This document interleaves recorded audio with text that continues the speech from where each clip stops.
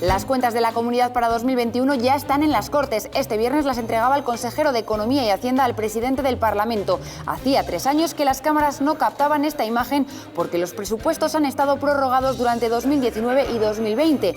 La entrada de los presupuestos supone que a partir de ahora tiene prioridad frente a cualquier otra iniciativa.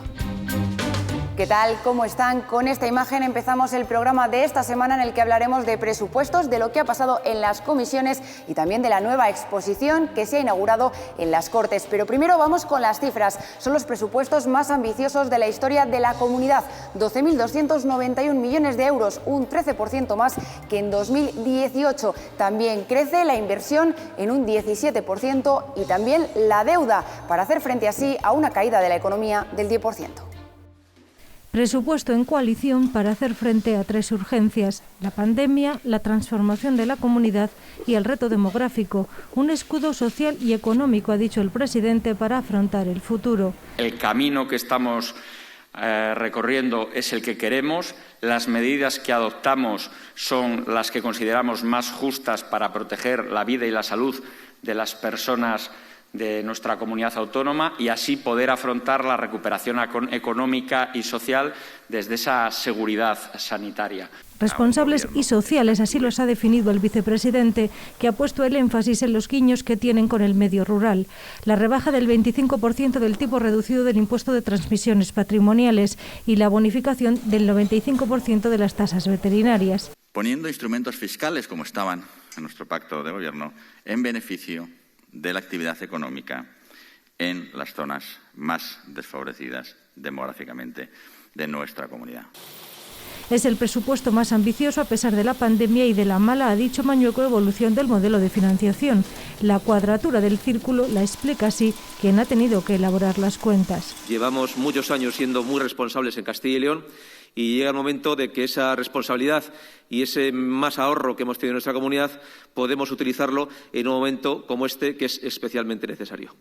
No hay subida de impuestos, tampoco de momento la prometida rebaja del IRPF autonómico, pero sí cumplen, remarca el presidente, los acuerdos de junio. Por eso tiende la mano a los grupos para que los mejoren en el trámite parlamentario. El presidente de la Junta tendía la mano a los grupos para mejorar las cuentas de la comunidad, remarcando que cumplen con ellos lo acordado en junio en el acuerdo de reconstrucción. Su primera valoración era esta. Este revolucionario, autodenominado revolucionario presupuesto, es el mismo que lleva el PP presentando en Castilla y León 30 años y que sabemos dónde nos ha llevado. Esta era la regeneración, esta era la renovación, esto es el mismo presupuesto de siempre, con mucho más dinero que les da el Gobierno de España. Nada más. Responsables, porque creemos sinceramente que los presupuestos están entendiendo bien lo que es el cuadro macroeconómico de nuestra comunidad. La valoración del Partido Popular la recogemos directamente desde su portavoz, que hoy nos acompaña, Raúl de la Hoz. Bienvenido a nuestras Cortes.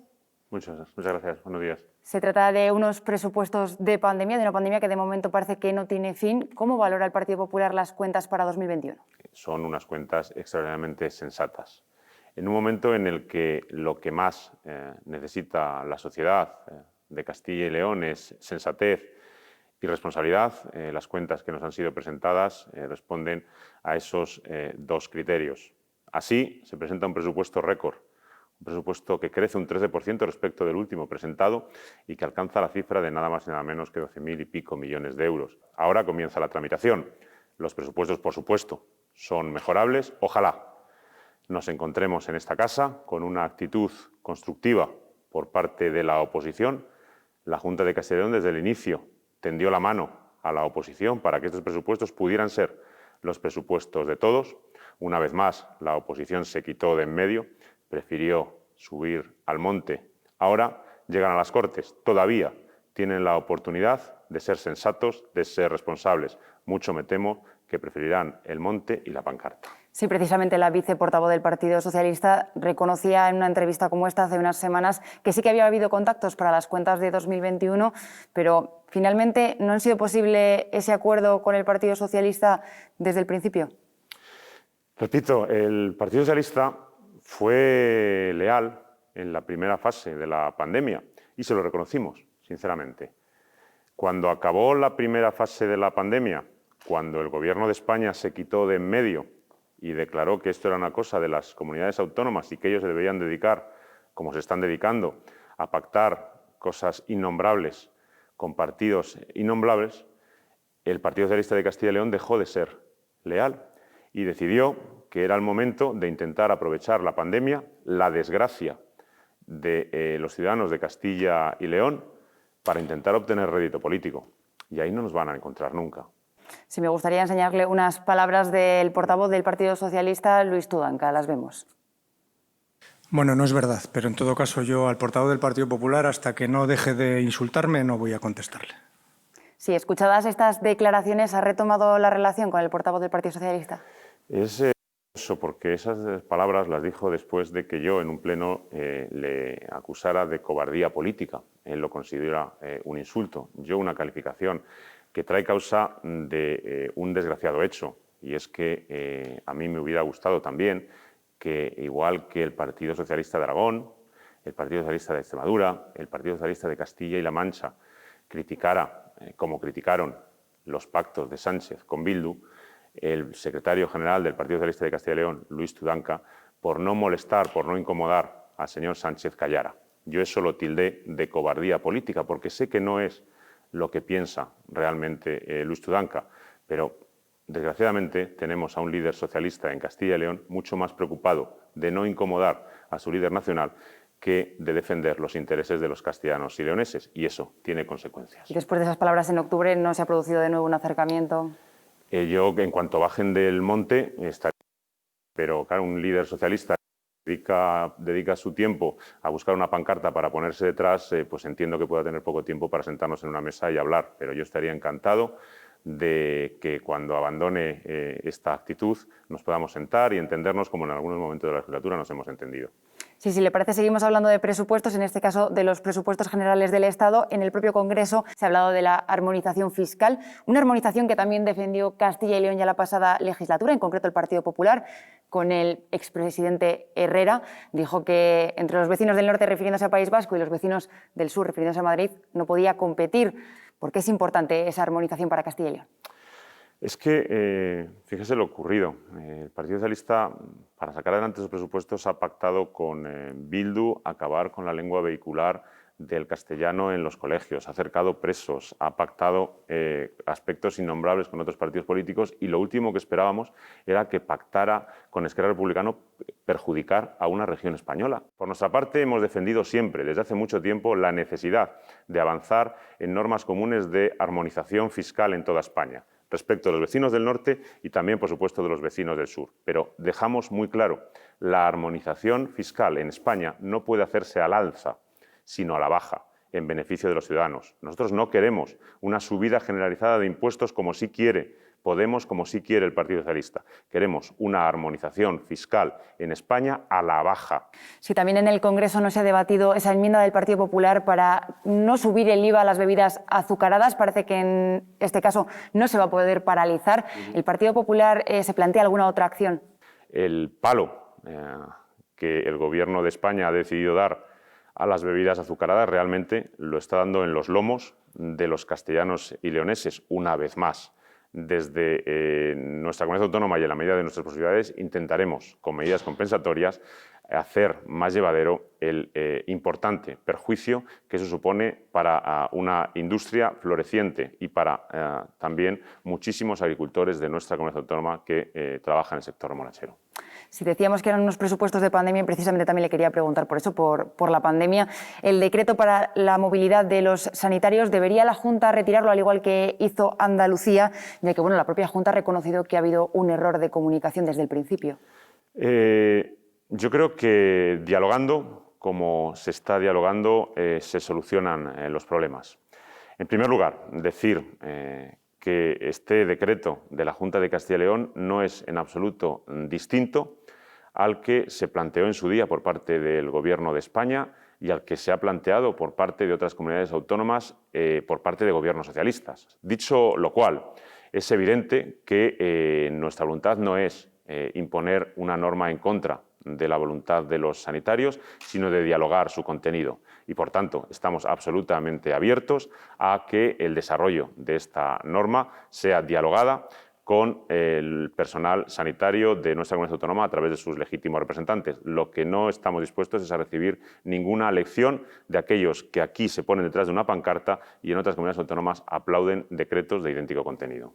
Sí, sobre las restricciones para hacer frente a la pandemia, Castilla y León es una de las comunidades que más restricciones está tomando, también una de las en las que mayor incidencia se está produciendo, pero de momento no tenemos ayudas directas, por ejemplo, para los hosteleros, y además esas ayudas a los ERTEs parece que no van a llegar hasta el 9 de diciembre, sería 8 meses más tarde. Bueno, vamos a ver, por partes. Respecto de las ayudas a los hosteleros, sí se ha puesto dinero encima de la mesa, por supuesto. Aquí se ha aprobado un plan de choque para el empleo, no solo para la hostelería, sino también para otros sectores muy importantes de nuestra comunidad autónoma que están siendo perjudicados, lógicamente, por las medidas que se están adoptando en beneficio de nuestra salud. Estamos hablando de 80 millones de euros en ayudas directas, pero estamos hablando de otros 300 millones de euros en ayudas financieras. Es cierto que hace falta una gran ayuda a los sectores que están siendo perjudicados. Nosotros, en la medida de nuestras posibilidades, estamos haciendo lo posible para poder ayudarles, pero claro, aquí pasa como siempre, se echa la bronca al que acude a misa, en relación con los ERTEs que comentaba anteriormente. Y resulta que Castilla y León, que junto con Cantabria y Valencia son las únicas comunidades autónomas que están complementando esos ERTEs, porque el resto no está haciendo nada, es a nosotros a los que se nos exige celeridad. Estamos haciendo lo posible en la medida de nuestras posibilidades. Lo que nos falta es la ayuda del Estado y la colaboración de quien debía de actuar de forma responsable en Castilla y León, que es nuestra oposición. Otro de los puntos sensibles en la pandemia han sido las residencias de personas mayores. ¿Por qué el Partido Popular rechaza la comisión de investigación para saber qué pasó en ellas? Por los mismos motivos que lo rechazó el Partido Socialista en junio. Pese a que se puso sobre la mesa por parte de algunos la posibilidad de hacer una comisión de investigación, entendimos que lo que procedía en aquel momento, era elaborar un informe detallado de lo que ha sucedido en las residencias de nuestra comunidad autónoma, y ese informe fue presentado. Pero yo le digo una cosa muy sencilla: ¿por qué el Partido Socialista exige aquí una comisión de investigación a la que se opone a nivel nacional cuando la competencia en materia de residencias era nacional? Porque para ellos es mucho más fácil, como te decía antes y te he dicho algunas veces a lo largo de esta entrevista, intentar obtener ventaja política de la desgracia de los ciudadanos de Castilla y León. Claro, la oposición dice que en ese informe faltarían muchos de los datos que ellos esperaban. Esos datos que dicen que faltan son datos que no aporta ninguna comunidad autónoma, ni tampoco el Gobierno de España. Y volvemos a lo mismo. Es decir, los datos que las comunidades autónomas donde ellos gobiernan no aportan porque afectan a la intimidad de las personas, nos los exigen en Castilla y León. Es electoralismo puro y duro.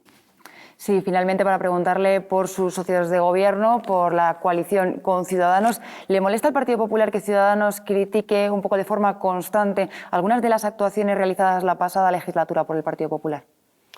Vamos a ver, la relación entre Ciudadanos y el Partido Popular es una relación extraordinariamente buena. Ahora, no somos lo mismo, ni podemos pretender que seamos lo mismo. Evidentemente, si al Partido de Ciudadanos le pareciera bien todo lo que hace el Partido Popular, no se hubieran presentado en una lista diferente. Estos presupuestos dan cumplimiento al pacto en su día suscrito entre Ciudadanos y el Partido Popular. Seguimos avanzando juntos en una relación extraordinaria entre partidos, pero seguimos manteniendo, lógicamente, la identidad propia de los dos partidos. Sí, precisamente dentro de ese pacto de coalición, uno de los aspectos era el estudio de las empresas y fundaciones públicas y ver en qué modo eran útiles. ¿Cuántas se van a suprimir? Lo que sabemos es que vamos a adoptar medidas sobre todas y cada una de las empresas de nuestro sector público para que nuestro sector público siga siendo uno de los más eficientes de toda España y continúe, después de La Rioja, siendo el más reducido en cuanto a empresas públicas. Muy bien, Raúl de la Hoz, portavoz del Grupo Parlamentario Popular, muchísimas gracias por atendernos. A ustedes. Las orquestas, los feriantes o los propios hosteleros han sido uno de los sectores más afectados por las restricciones para frenar el coronavirus. Después de varias semanas cerrados o sin trabajar, muchos no han podido evitar el cierre definitivo. En varias comisiones esta semana se hablaba sobre las ayudas que se deben destinar para hacer frente a este perjuicio. Las ayudas a los autónomos que tuvieron que cerrar obligatoriamente y que reabrieron sus negocios ascienden a 249 euros por solicitante, según el PSOE. Porque encima de que no se establecen unos criterios lógicos y razonables para el reparto, están ustedes repartiendo migajas entre los autónomos. 232.000 euros en las solicitadas en la provincia de Palencia y 96.000 en Segovia. Señora Rubia, esto no son migajas. Critican que no se establecieron criterios como la residencia en pequeños municipios, las cargas familiares o lo facturado el año anterior. Los populares se defienden. Efectivamente se establecieron estos criterios y no otros, se establecieron estos, porque en su momento se consideraron los menos restrictivos. Si el problema de todo esto es que estamos hablando de 249 euros, que es que, vuelvo a repetir que es una miseria. No voy a hacer la comparativa de lo que se nos paga a nosotros aquí esta tarde. También desde las filas socialistas lamentaban que las ayudas a los ERTEs anunciadas por la Junta aún sigan sin llegar. Se prevé que lo hagan en diciembre y críticas directas hacia la consejera de Empleo. Porque es buena fecha, es una buena fecha la siguiente semana del puente. Yo la verdad es que no salgo de mi sorpresa. Para ella, ¿cuál es buena fecha? Son 78.000 pavos lo que se está llevando. Cuando se adoptan medidas de cierre, por ejemplo, se sabe a cuántos trabajadores va a afectar y, por lo tanto, las dotaciones económicas tienen que ser acordes con esas cifras. Y los populares instaban a pedir al Gobierno que haya cambios de cara a la declaración de la renta para que no penalicen 3 pagadores. También en el debate sobre las ayudas, en la Comisión de Cultura, se reclamaban más fondos para orquestas y feriantes. Y una crítica más desde la oposición, quejas por los plazos de debate de las proposiciones. Esta PNL se redacta el día 4 de mayo, se registra, y la mesa la aprueba el 8 de mayo. ¿Acaso los que trabajamos tenemos la culpa de que esto no se vea hasta el 23 de noviembre? Desde luego un uso torticero absolutamente de estas Cortes en beneficio del Gobierno de la Junta de Castilla y León. Lamento también de esta proposición de ley, como en otras, es el retraso que llevan. Esta está firmada el 11 de mayo y estamos en noviembre. Lógicamente, la situación no es la misma. Del mismo modo, en la Comisión de Hacienda se debatía sin éxito las ayudas para autónomos, en cuanto a la renegociación de préstamos vivos y la creación de convenios con entidades financieras para facilitar pagos como alquileres o salarios. Ambas propuestas eran rechazadas. La mejora del sistema residencial centraba el debate en la Comisión de Familia. PSOE y Podemos piden que se actualicen las ratios de cara a la nueva ley que ya elabora la Junta y también que se definan las funciones de los profesionales que trabajan en estos centros. Sin consenso en las propuestas que presentaban los socialistas para los centros de personas mayores. Todos sabemos que el modelo residencial del Partido Popular es una auténtica mierda y hay que decirlo claramente para que se enteren todos y cada uno de ustedes. No puede ser auxiliares haciendo labores de enfermería, no puede ser personal de limpieza haciendo labores de auxiliares o de cocina o de lo que sea, que es lo que sucede en muchos centros residenciales, ojo, a día de hoy. Piden que se defina en la nueva ley de residencias las funciones de cada profesional y que se actualicen las ratios. Sin embargo, desde los grupos del Gobierno piden esperar a que los grupos de trabajo definan cómo será la nueva ley de atención residencial y rechazan la PNL. Se trata de un texto en este momento que es inoportuno, inadecuado e incoherente. El decreto pretendía y pretende implantar y dejar clara la enumeración de funciones que pueden ser desarrolladas en los centros por diversos profesionales. Sí que salió adelante, aunque con la abstención del PSOE, la propuesta de los populares para incrementar la atención hacia las personas solas. La oposición exige más concreción. ¿Que se intensifique qué? ¿Un eje? ¿2 ejes? ¿Vamos bien? ¿Vamos retrasados? ¿Algún informe, señoría? ¿Algo que nos pueda aclarar cómo vamos? Va a tener usted los datos en su mano en el momento oportuno. El COVID ha sido la excusa perfecta para eliminar absolutamente todas las actividades que se desarrollaban en nuestra comunidad autónoma de envejecimiento activo de estas características. También se hablaba en esta comisión sobre la necesidad de dotar de más recursos humanos y materiales a los centros de acción social. 2 enmiendas de los populares aprobaban por unanimidad este último punto. Las Cortes piden a la Junta que se realice un estudio para analizar el aumento del número de cesáreas y también en materia sanitaria solicitan al Gobierno central que se cree un nuevo grado de FP para la formación de celadores. Acuerdo en la Comisión de Educación para pedir que los celadores puedan formarse a través de un ciclo de FP de grado medio. En la actualidad, el único requisito que se pide a los celadores y celadoras es haber completado unos estudios básicos, tener el certificado de escolaridad. Esta petición de Por Ávila ha encontrado el respaldo del resto de grupos. Ciudadanos precisa que es una competencia del Estado y el PP añade a la proposición que la Junta reconozca esta nueva capacitación profesional en cuanto sea tramitada a nivel nacional. Se ponga en marcha una convocatoria para reconocer y acreditar las competencias profesionales incluidas en la cualificación profesional. El PSOE también respaldó la iniciativa y propone que los celadores sean reconocidos como personal de riesgo. Parece de vital importancia el reconocimiento de la labor de los celadores como alto riesgo. En la Comisión de Sanidad, Podemos volvió a presentar una proposición para impulsar la reducción del número de cesáreas, el 23% de los partos en Castilla y León. Porque los datos de cesáreas siguen siendo prácticamente los mismos o incluso peores en algunos hospitales. Los populares matizan que ya se han implantado programas en diversos hospitales para bajar esas cifras. Que todas las cesáreas tienen que estar justificadas, con lo que se ha conseguido bajar un 8%. Mientras que una cesárea programada se realiza en tan solo 30 minutos y se prevé con antelación, un parto puede durar horas. Desde el PSOE insisten además en reducir esas intervenciones durante la pandemia por el riesgo de contagio.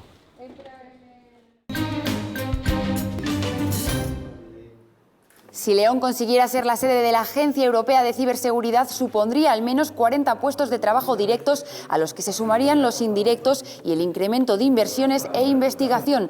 Todos los grupos políticos de las Cortes apoyan el proyecto, pero no todos han estado en la reunión de esta semana con el vicepresidente de la Junta. Solo lo han hecho PP y Ciudadanos. Los demás están molestos por no haber recibido la invitación a tiempo.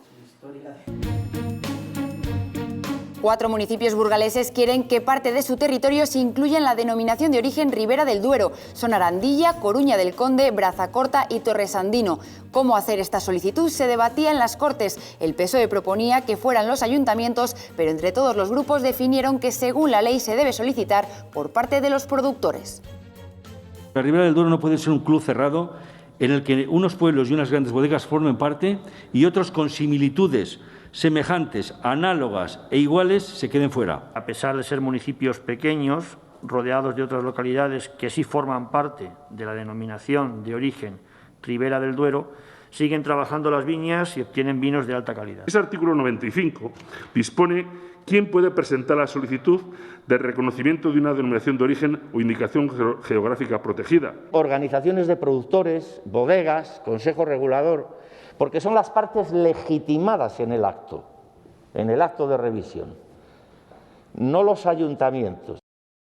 En Zamora se ha celebrado la segunda edición del Congreso Internacional de la Silver Economy, una nueva edición que sigue profundizando en las ideas y propuestas sobre envejecimiento activo. Zamora quiere convertirse en el epicentro de esta nueva economía. El Congreso contó con el microbiólogo del Instituto del Monte, Sinaí Alfredo Sastre, y diferentes expertos en salud pública como Margarita del Val para hablar de las patologías de la tercera edad. Se abordó también su seguridad jurídica. El presidente de las Cortes alabó el trabajo del Congreso y la importancia de esta política útil.